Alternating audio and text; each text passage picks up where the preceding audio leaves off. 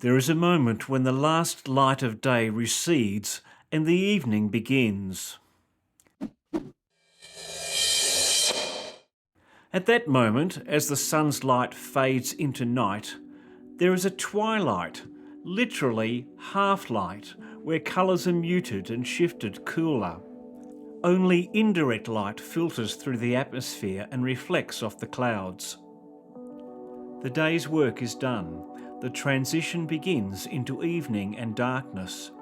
Artificial lights are turned on, or in our case here, lit. Two young girls each light a candle enclosed in a Chinese paper lantern. Their faces are a study in concentration, warmed by the yellow glow of the lantern. Around them a beautiful garden of carnations, lilies and roses. The two girls have come towards each other from either side, a trail of already lit lanterns behind each one. Their simple white dresses have ruffled collars and hems, giving them the appearance of two more flowers, their stamens popping out of the centre coated in dark blonde pollen. John Singer Sargent painted Carnation, Lily, Lily, Rose from 1885 to 1886. It can be seen at the Tate, Britain in London.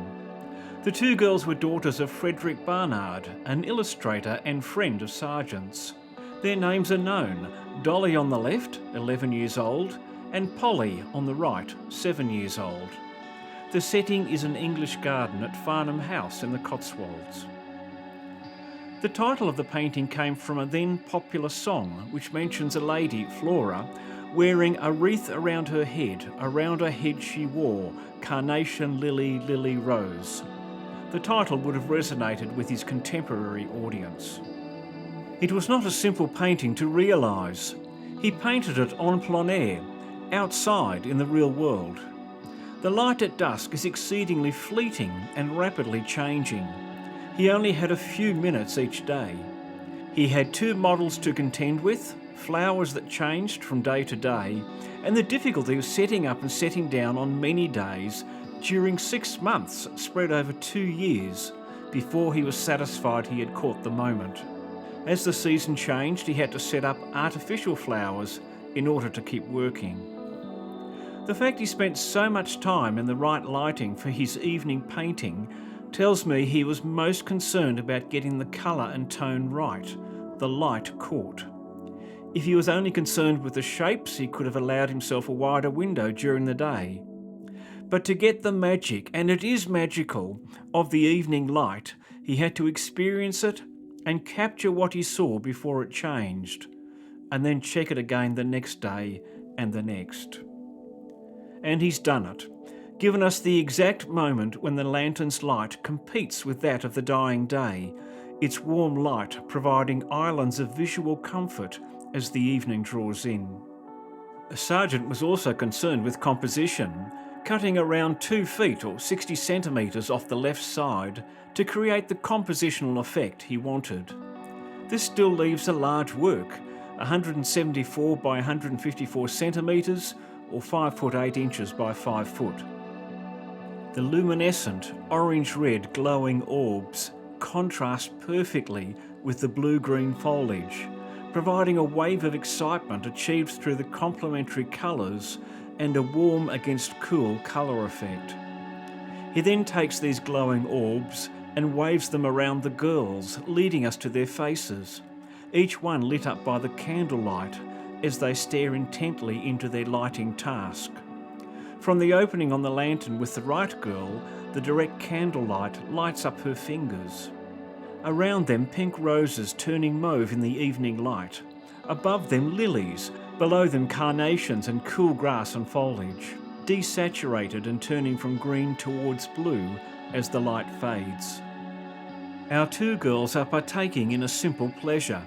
They have been given the job of lighting the garden's lanterns. They know what they are doing, are intent on their task, and are captured in a moment of childlike intensity. There is a beguiling innocence. All too soon lighting the lanterns may become a chore, but for now the moment of wonder has been captured. Because it is not just the light that is fading. Childhood itself is a fleeting moment in the broader experience of our lives. A time we, or at least most of us, look back upon with nostalgia, remembering the small moments. That evening when Mum and Dad asked us to light the lanterns in the garden. John Singer Sargent is thought by some of us as the painter's painter. We marvel at his skill and his ability to execute flowing material, faces, hair, flowers, leaves, all with a seemingly effortless stroke of his brush. His command of colour takes us into a place we recognise, into the evening, into the light, and into the fleeting time of childhood. He takes us into the moment, this moment, caught forever. Well, I've probably got a little whimsical there, or nostalgic at least. Paintings that make us stop in our tracks, as this one certainly does if you've ever seen it in the flesh. Paintings that make us stop usually have something going for them more than just their technical expertise. They evoke something within us. They ring some kind of bell in our psyche. Good art connects with us at some level. I mean, really, why paint at all if you're just creating a pretty picture? Kind of nice. But good art connects somewhere inside, and that's what makes it special. If you want more, please like and subscribe, of course, and I'll see you next time. Okay.